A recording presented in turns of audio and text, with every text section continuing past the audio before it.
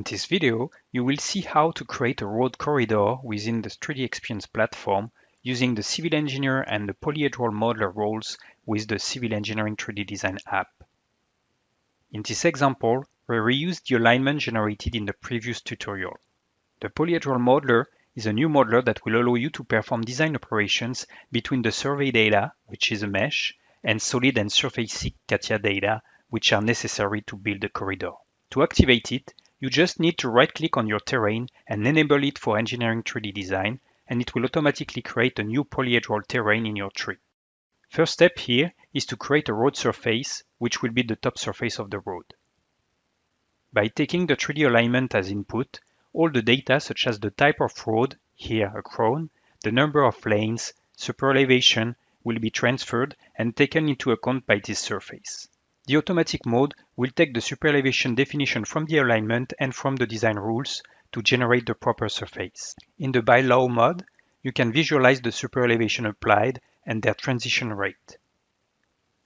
Notice here that we have the 6% super elevation we changed manually in the previous tutorial. For the width, this is the same behavior. The one set by default in the alignment will be taken into account in the default mode, and you can display the laws if necessary. When I click on OK, the super elevated road surface is generated.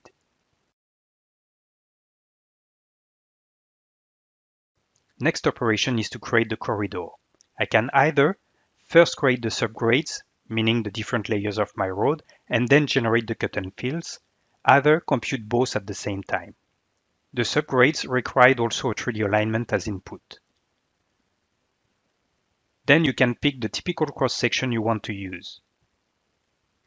You can either build your own cross-sections, either use startup data available in your install. You can notice here that you have samples for excavation and fillings only, subgrades only, and the last which combines both. This is the one we will use for this example. The road surface is also required as input to get subgrades following super elevation and widening of the road. You can then define your outputs, which will be the 3D volumes of your layers, but also break lines if you need them for construction later on.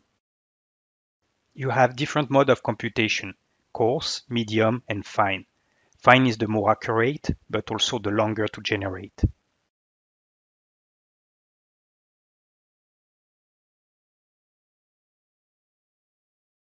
We pick then the polyhedral terrain that will be excavated to build the road.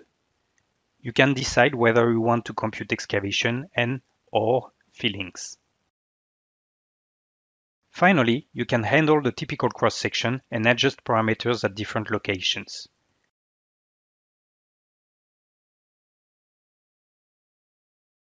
You can add points on the alignment to specify some change in the typical cross-section at a specific location.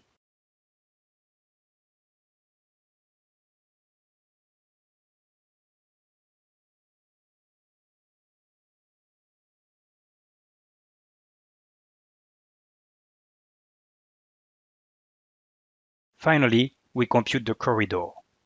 This will create a road stretch, and we can compute as many road stretches as necessary in case we have to change completely the typical cross-section from one spot to the other.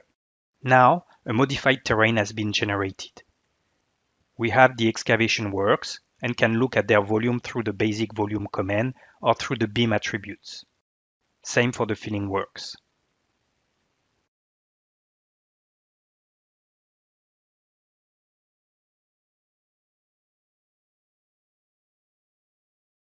Under the subgrade node, I get also all the different volumes for the binder, base, and subgrade layers. I can then use the section tool to visualize the cross-section of my road.